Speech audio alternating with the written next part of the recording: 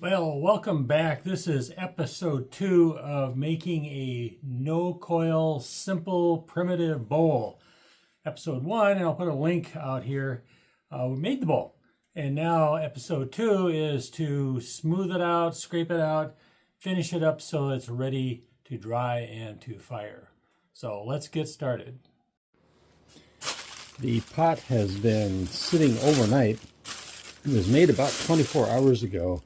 And during the day, it sat with a towel over it. Last night, I put it in a bag. It's seeming like it was getting a little too dry. So let's see what it looks like.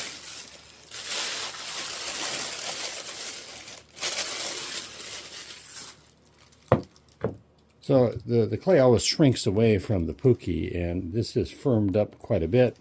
It is too firm to really add more like coils to it or anything like that. But it's a good texture right now to clean it up. So here's what we want to do. Actually, you could just dry this, fire it. It's structurally done. But if you want to make it nicer, smooth it out, paint it, then that's what we can do now.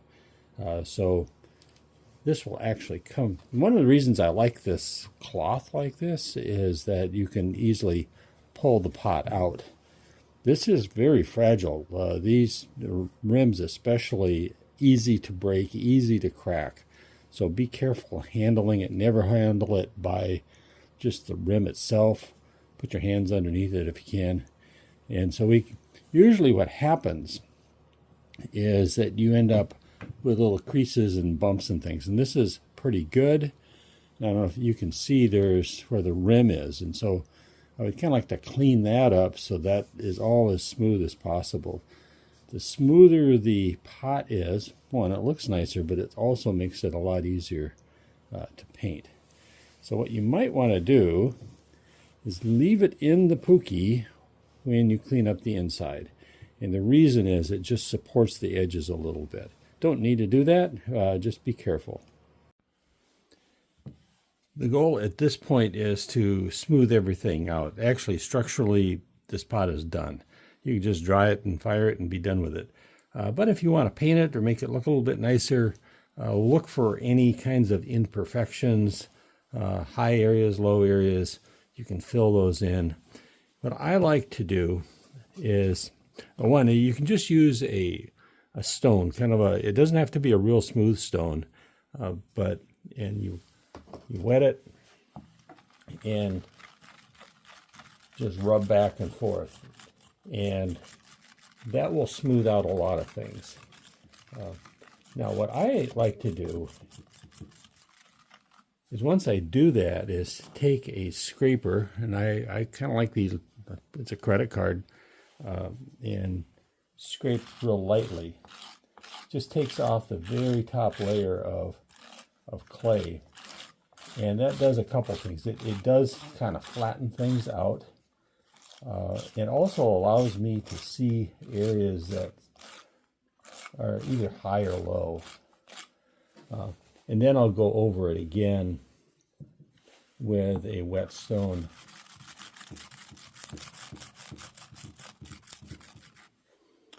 So on the edge of the scraper, you can see it ends up getting little bits of clay. And this is actually really nice to fill those holes in because it doesn't have any temper in it, so it's easy to work with. So I don't know if you can see, this is kind of a high area with a low area in it as well. So let's wet that down. By wetting it, it kind of softens up that outer layer. And let's see if I can.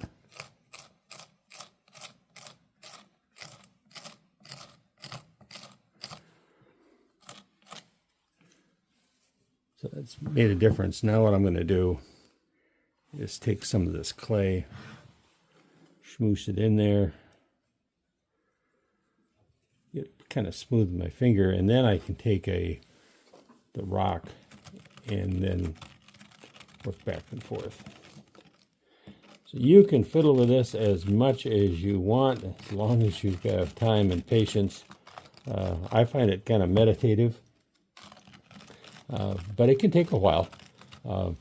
And that's one good reason to have it as smooth as you reasonably can have it when you first make the pot. It will save time at this stage as well.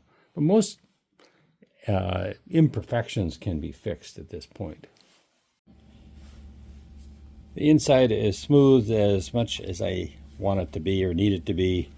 You can work at this as long as you want. It doesn't have to be perfect. Remember, this is primitive pottery. And I'm going to put a slip on top of this and then polish it after that. So the next thing is to flip it out of the pokey. I use a, a board. Makes it a little bit easier that way. Again, this is fragile, and especially those edges, they can crack pretty easily. So a lot of times there's creases across the top here. This is pretty good. The cloth I used was a stretchy cloth, and that worked out a little bit better. So I'm going to do the same thing. I'm going to smooth this out as best I can and fill in any areas. And I don't know if we can see very well, but there's almost always some work that needs to be done around the edge of where it met the pookie. Now, if you want, you can eliminate that problem by filling your pookie with your clay and cutting your pot at the level of the pookie. That's basically a slump mold is what that is. But if you want it to be bigger, do it the way we did it. So let's smooth this out. I'm not going to bore you watching me do a whole bunch of smoothing, but I'm going to do the same thing on the outside as I did on the inside.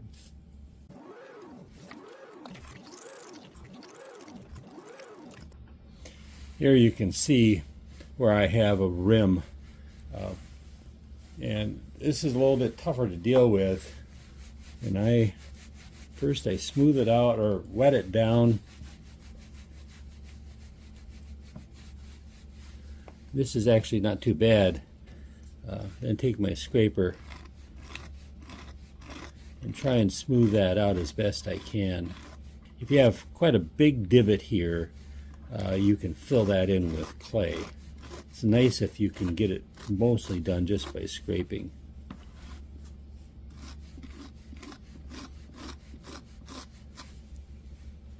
And then again, I save all of this little clay to fill in any areas that are low.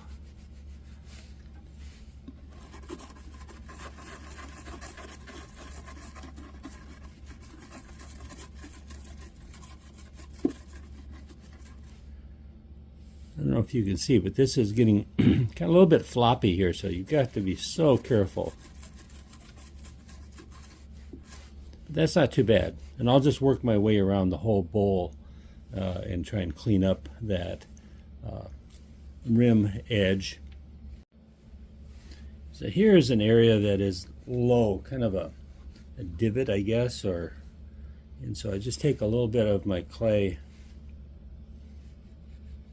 smooth it in there.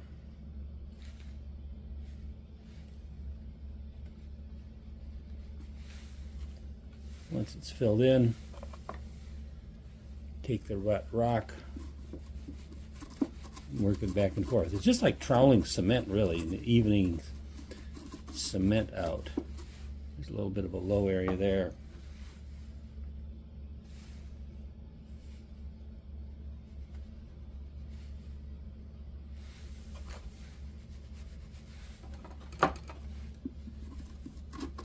So if you work at it, you can get it pretty darn nice. But manage your expectations here, really. I mean, these are not intended to be perfect. Many people have said, if you want perfect, go to Walmart. You can go buy a commercial pot made in a factory somewhere. These are supposed to be handmade, and each one is unique. So here's a good example of an area that it's a kind of a gouge, and it needs to be filled in. So I have some extra clay. You always want to save some extra clay. I wet the area first, just adheres better. There's kind of a rim right in here as well.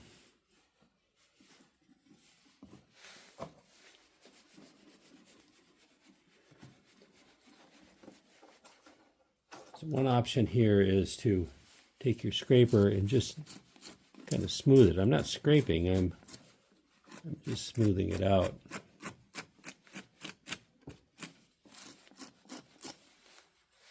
And then take my wet stone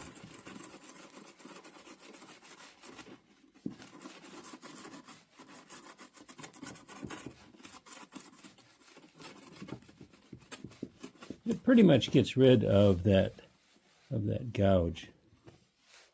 And I'll work at this a little bit more to smooth it out the way I want it. So I think that the bottom of this is okay. Again, not perfect, but okay. Good enough for what I wanted to do. So the last thing to do, again, I have to be kind of careful, flip this over, and I have not done the rim yet. And but I do the same thing as I do before, a little bit different. Wet it down.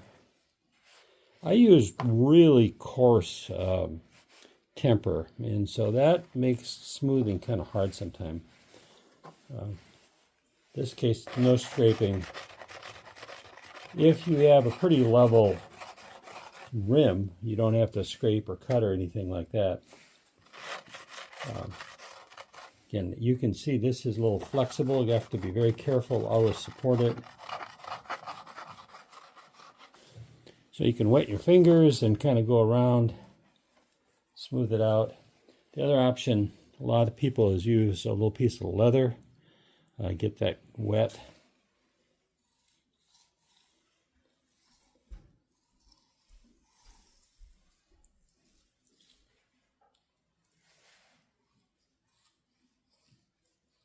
And it'll just kind of shape around and even out that rim.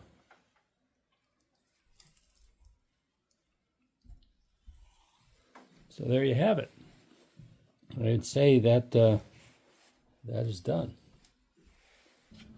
Well, here it is. I would call this done, and it, I think, turned out pretty well. Hopefully you can see that you can make a simple bowl without a lot of equipment, and quite frankly, not a whole lot of skill either. And it turns out pretty well. Now I have a choice. I can just let it dry and fire, or I can paint it or slip it and paint it. I can do a number of different kinds of things. But hopefully you can see that this is something that is achievable by almost anybody. So I've had fun doing this. I hope you have as well. Appreciate it if you could like and subscribe, do those things. And until next time, this is Wes wishing you health, happiness, peace, and love. Take care. Bye-bye.